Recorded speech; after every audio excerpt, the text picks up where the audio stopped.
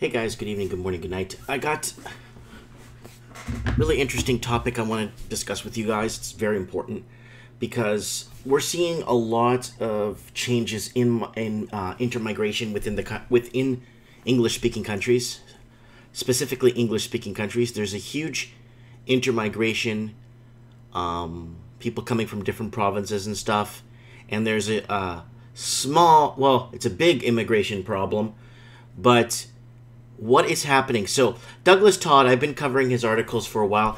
I don't know if you guys remember this article here. Douglas Todd, Aboriginals and Whites are leaving Metro Vancouver. So it's talking about this article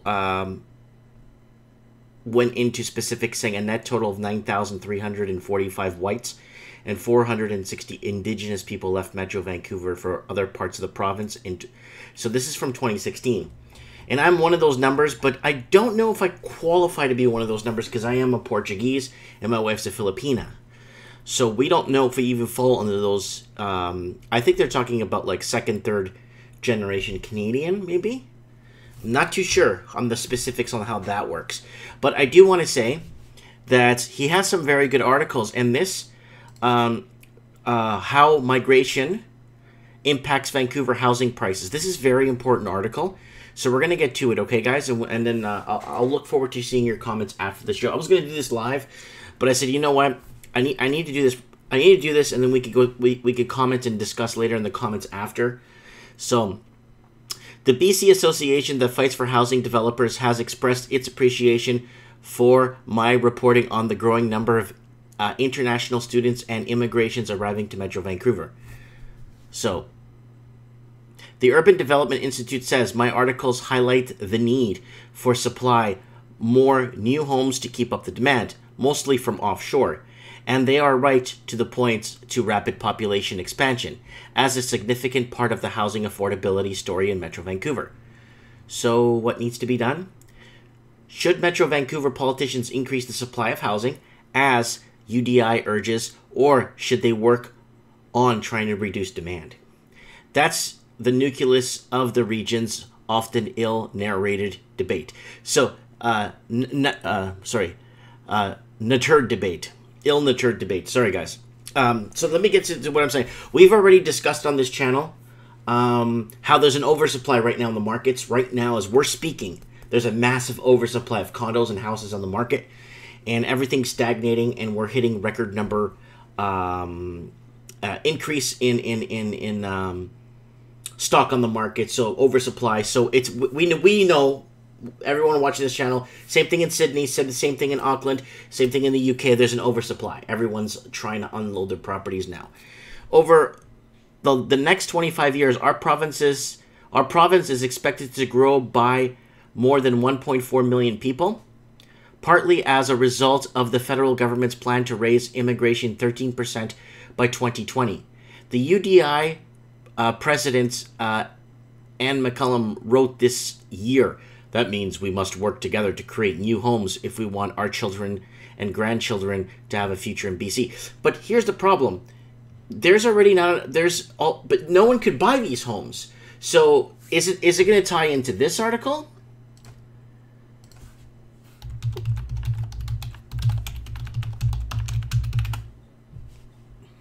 So is it going to tie into this article, where Canada's fighting for rich immigrants?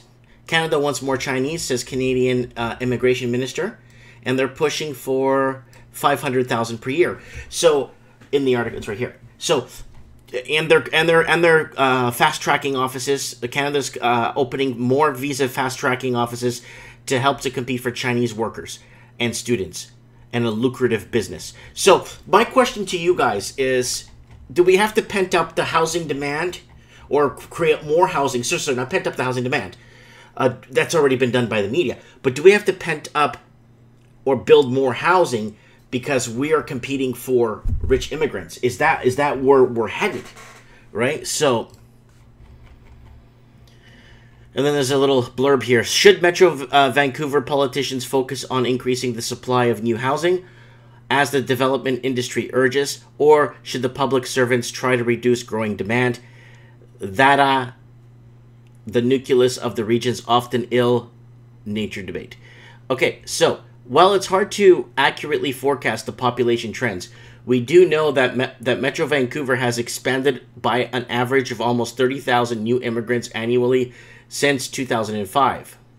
So this doesn't make any sense, because when you go back to this article, they're bringing in 500,000 Chinese per year. But then when you go to, like, so this is what's going on. So, but when you go to StatsCan, it says that it's all Filipinos. There's no Chinese coming in. It's all Filipinos. Even though all the Filipinos were deported from here, that were on temporary visas and stuff, nothing was renewed, so they all went back home. A lot of them went back home. My wife's friends, like 5 of them, went back home. So I'm just trying to figure out what exactly is going on here. You know what I'm saying? Because I'm an immigrant myself. My wife's an immigrant herself. And, you know, I do my best here in Canada. I do my best for my children. I send them to school. I pay my taxes. I do everything by the book, right? But where's it all going? You know what I'm saying? So they're expanded the average almost 30,000 new immigrants annually since 2005. It doesn't add up. Meanwhile, the proportion of people moving to Metro Vancouver from Canadian provinces is minimal. It's declined to about 3,000 last year. Well, because it's very expensive, right? And BC means bring cash. And people are definitely not driving in from Campbell River or Prince George to buy property in Metro. 10,000 more people a year are moving out of Vancouver to other parts of the province than are coming in from elsewhere. So that ties into this article by Douglas Todd.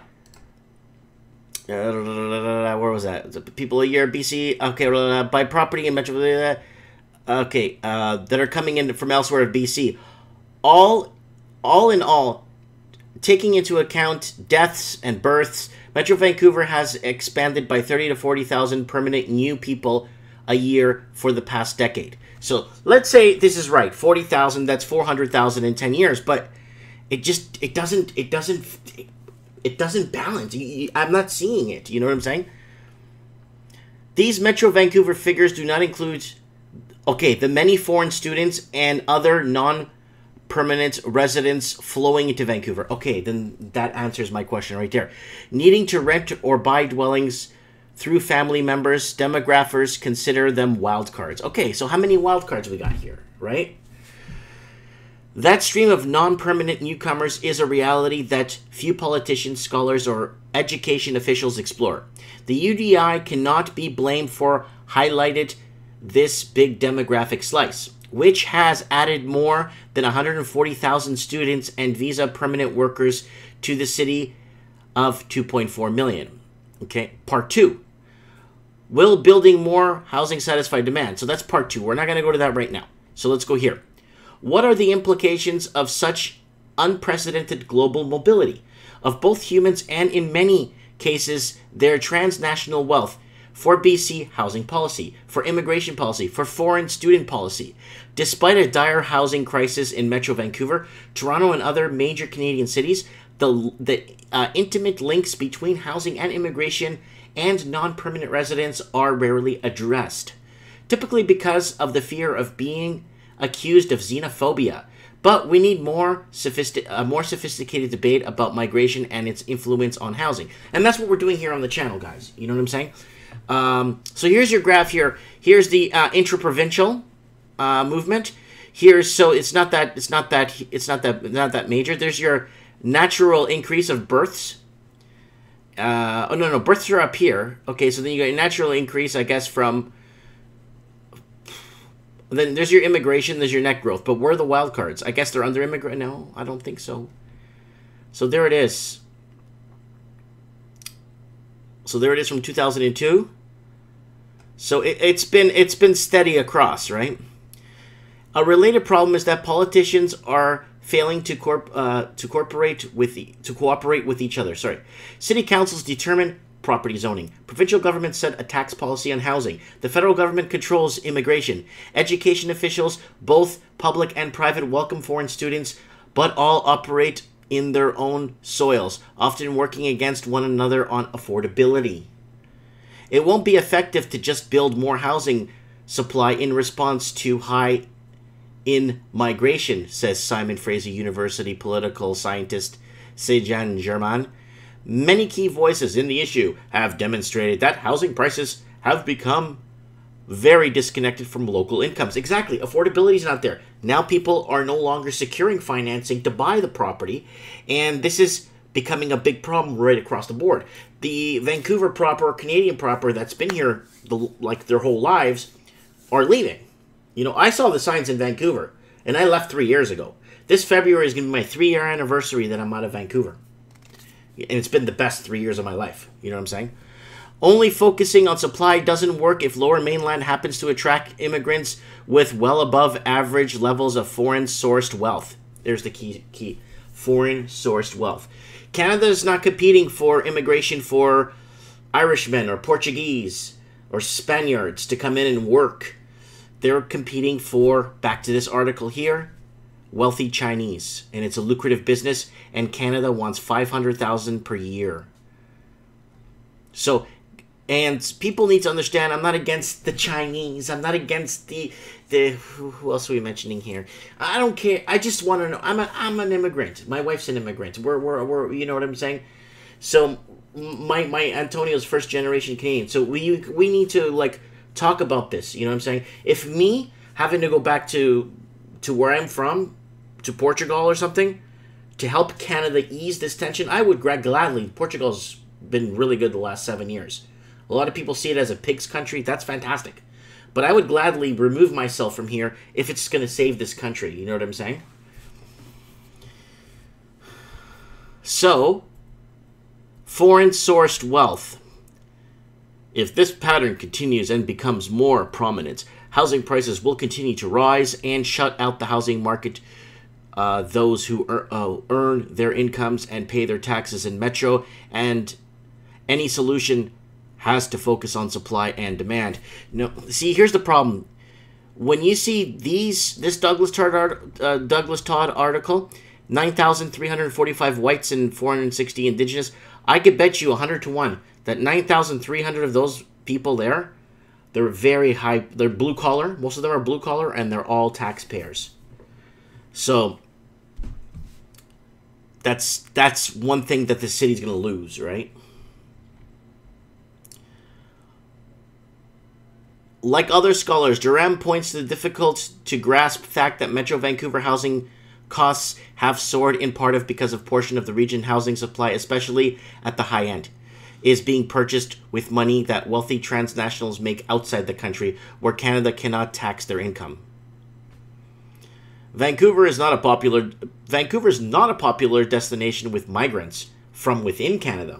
Ding, ding, ding, ding. Same thing with Sydney. Sydney is not a popular destination. I mean, to go maybe check it out and take some pictures by the Opera House, but we're going to go pay $1 million for a one-bedroom with no parking. Why? You know what I'm saying? So people within Australia won't move to Sydney, right? And Melbourne, you know, and other cities there. So, on one hand, immigration is needed to sustain and boost the population. So, okay, then this is the problem. This is the balance we're trying to find here, right? However, the correlation, not necessarily the causation between foreign immigration and rising house prices, is something to take note of. It is not a simple matter adjusting to immigration levels, but of how foreign-sourced money is finding its way into Vancouver housing market. So we went over this and money laundering at casinos over here in the show many times. We've been discussing this for the longest time, you know what I'm saying?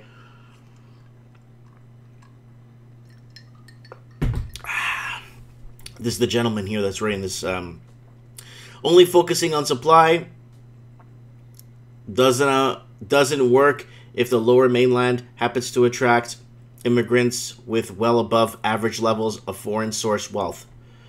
So this is from Durham right here, from Simon Fraser University. Sounds like, to me, when I moved to Vancouver, I thought it was South Florida University. All right, let's get to this because I want to tie in 2 more articles to this. There is no statistical doubt. Yeah, statistical doubt, however, that immigrants put pressure on the housing costs, particularly in Metro Vancouver and Toronto. So there's no doubt. One study in Britain found that migrants became established, they compete in the private housing markets. The Office of Budgetary Responsibility estimated overall British housing prices have gone up at least 10% because of immigration, with much more sizable jumps in popular destinations such as London and South East England. UBC geographer processor Daniel Hibbett has found most immigrants show greater determination that Canadian-born citizens to buy housing in Canada in 3 major cities. Hibbert's peer-reviewed study enhances earlier research by UBC blah blah blah, long names here, as well as the Conference Board of Canada, that has shown a strong correlation between rapid immigration and pricey housing in Vancouver and Toronto. First and foremost, immigration policy is essentially also a form of housing policy, Hibbert said in his paper in the Canadian Journal of Urban Research. Metropolitan housing in Canada would very likely look totally different if the scale of immigration were to change dramatically in either direction. So now let's hit New Zealand real quick here. New Zealand put up the no foreigners could buy. It's in law. It's already been passed. So they're just saying foreigners can't buy anymore. The Kiwi proper, New Zealand proper, they just can't afford to buy. Now you're seeing these ghost towns. You got parts of Christchurch that's brand new homes that are empty. Completed homes by the builder, and no one's buying them. They're just sitting there empty. So you're going to start seeing this ghost city thing start happening. Well, it's already happening in major cities. It's already in Sydney. It's in London. It's in Vancouver. It's in Toronto. These houses have been propped up artificially with low interest rates, and it's made a lot of homeowners wealthy on paper, but it's turned the cities into these empty shells. The rise of permanence. Ooh, whoa. It says to Justin Trudeau here. Let's see what this is. The scale of immigration were to change dramatically in either direction. The recent decision by Prime Minister Justin Trudeau to rise permanent immigration admission levels to approximately 270 in 2015 to 340 in 2020 will surely have a significant impact. So, what bill is this?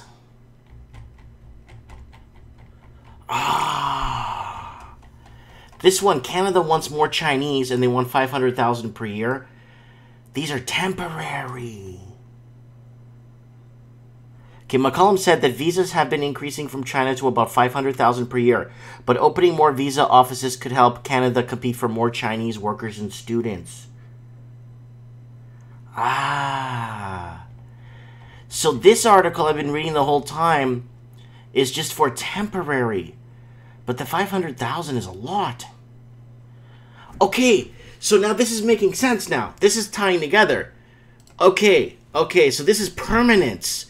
This is temporary. But this article goes into how to make them permanent. This article touches into to make them permanent. Yeah, it says right here. Canada seeks to double visa offices in China to attract more highly skilled workers. Okay, we'll take a look at this in a sec. Yeah, okay, so we'll look at that in a sec. So we need to figure out what the heck's going on here. McCullen stressed that the real estate and development industry employs 200,000 people and contributes $17 billion to the province's gross domestic product. Again, the housing market is become tied to the economy. It's crazy. It's almost like tying student loans to the economy. Wait a minute, student loans became federal. It is tied to the economy. The Business Council, Jock Finalism, I can't even read the name, wants to encourage foreign investment in various forms of immigration because that's important in what makes our society and economy successful. But then what happens to the Canadians living here that can't afford to keep up with the deep pockets of rich investors? I saw this pattern 3 years ago and I was, goodbye. This whole town I live in the city of Merritt.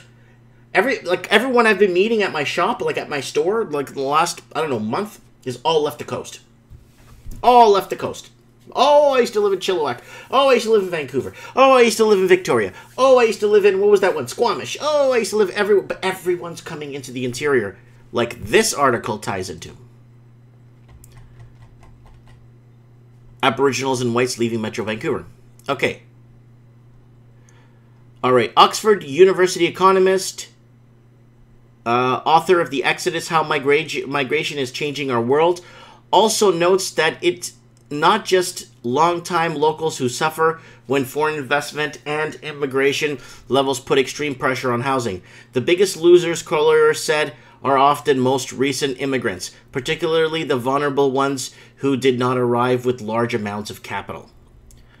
Are we making any progress at unveiling the knots formed by many links between housing and migration? Next week, I'll look at the number of housing units being built in Vancouver, why the last prime minister to lower immigration rates did so, and whether it is possible to change the pattern and see the vast majority of migrants funneling into Canadians' biggest cities. So we'll keep on the pulse here with Douglas Todd on what's going on. This is a really good written article. Too bad I can't read, because it sounded a lot better. But then it ties into this, okay, where all these people are leaving. And a lot of Metro Vancouverites born in Canada all leaving the big city. And that's happening in Sydney too. That's happening in Melbourne. That's happening in Auckland and in Welland. It's happening in London. It's happening in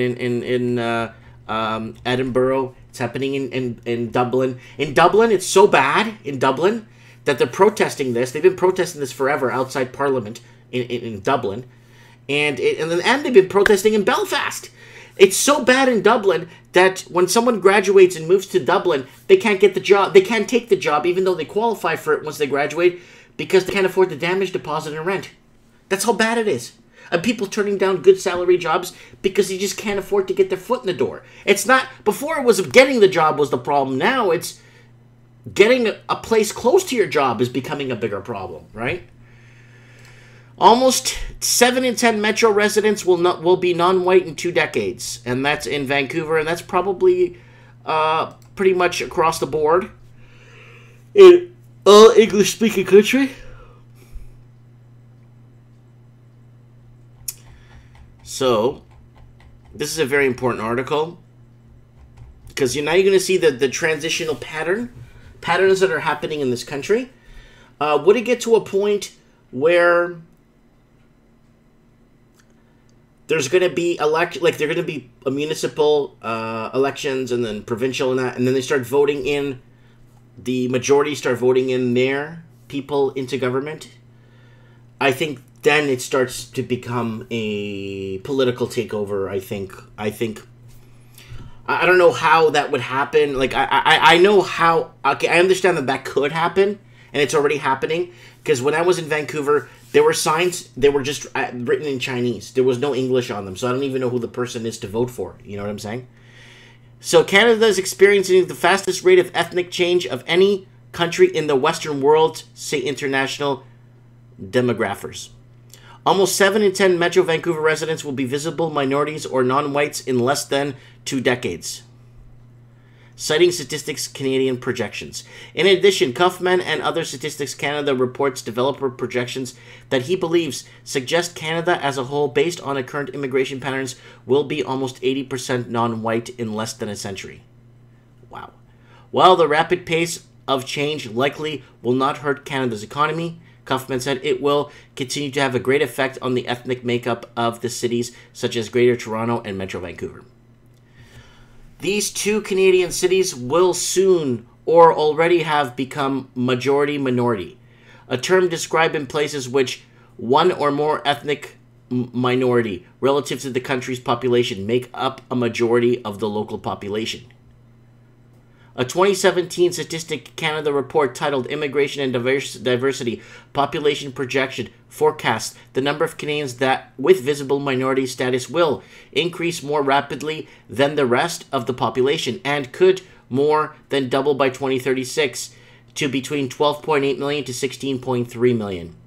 The cities that will have the highest levels of visible minorities in 2036 will be Greater Toronto, Metro Vancouver, Calgary, Abbotsford, Mission, Edmonton, and Winnipeg. Non-whites already make up almost half the residents in Greater Toronto and Metro Vancouver. So already half.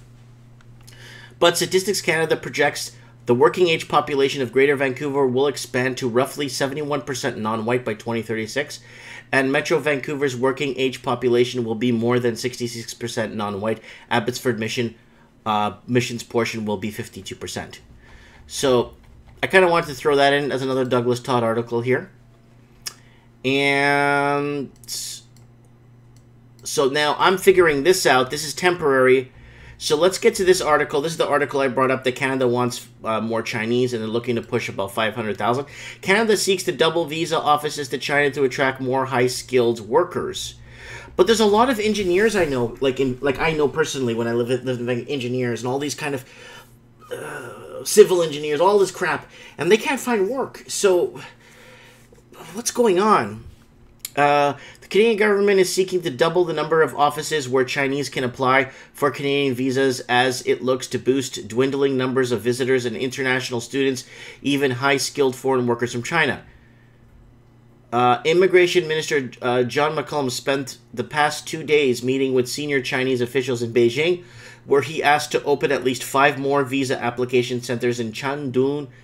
I can't pronounce these cities, guys. Xinjiang, Jinan, Wuhan, and Nanjing. I think I did that okay.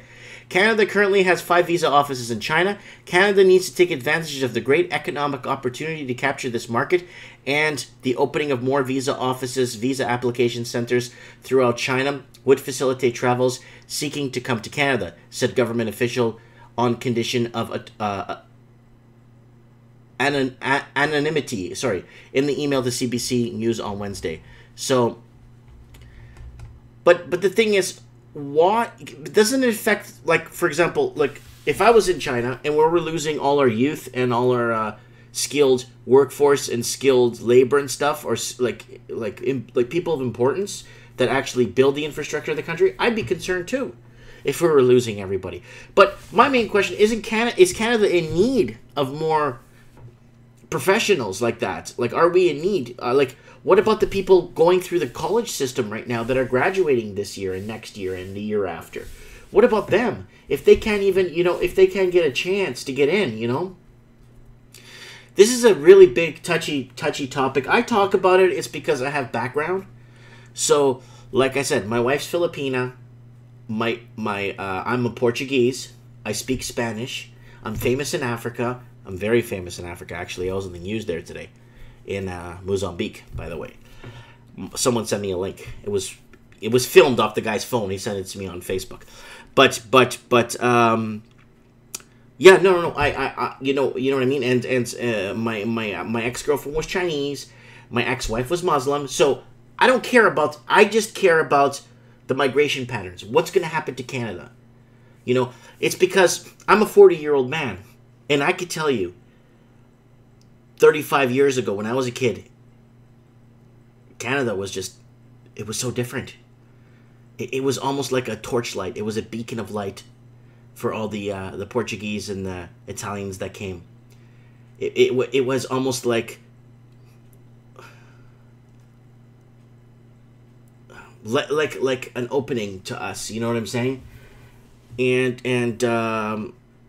Yeah, and then they just basically shut us out, deported all the Portuguese and from Ontario, and yeah, I mean, and that's why I got a chip on my shoulder about this. Why are it's just bringing money. It's all about money. You follow the money, you find your answers all the time. It doesn't matter what it is, wherever you're looking for, follow the money and you'll find your answers. You know what I'm saying? Anyways, guys, I've been talking for a long time here, and oh my god, I'm actually streaming this.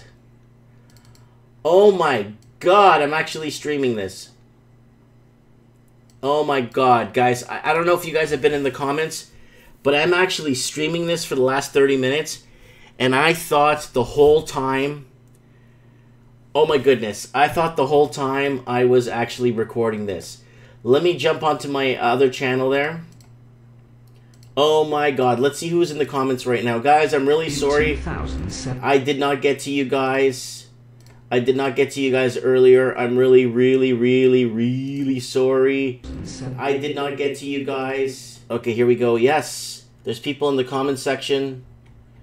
Holy smokes, guys, I'm really sorry. I thought I was recording this the whole time. And I didn't mean... I'm not ignoring you guys. I promise I'm not ignoring you guys. Let me go to my my creator studio here. Let's go to my live stream. So who's in the comments? Who's in the comments? I'd like to know.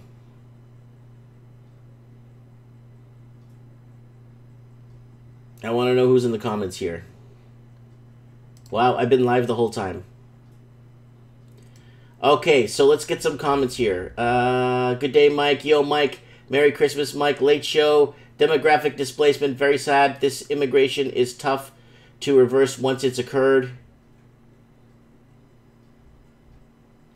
And it may be Mike or whatever. What? It may be Mike immigrants, say Chinese or whatever, can't buy existing housing, but other types of new builds will be okay. Don't take too much notice of me as you may more. Merry Christmas from New Zealand. New Zealand is still offering residency visa if you spend more than $1 million. Yep, it's live. LOL. Yes, I am live, guys. So, we were just listening. Yeah, I thought I was, honestly, guys, I thought I was recording this and I was going to upload it right now. But I'm really, yeah, I'm sorry if you felt like you were being ignored in the comment section. I'm really sorry. So let me know what you guys think. I have to go to bed. It's like 12 o'clock. But let me know what you guys think. Why is this happening? You know, I like, when I go to Cuba, for example, I want to go to Cuba. I want to see Cubans. I want to see, you know what I'm saying? I don't want to bring Cuba back to Canada. You know what I'm saying? I don't want to... You know, Canada has its way, its culture, its thing. But I think it's long gone. And that's why I'm looking at the door and saying, you know what? I mean, I really have nothing to lose if I leave here now. You know? And that's what's happening. That's why a lot of Europeans are leaving Canada right now. In huge numbers. I hope Douglas Todd could do an article of Europeans moving back to Italy, Portugal, and Spain, and the UK. I'd like to know what his word is on this. Anyways, guys, I want to thank you guys for watching and tuning in. And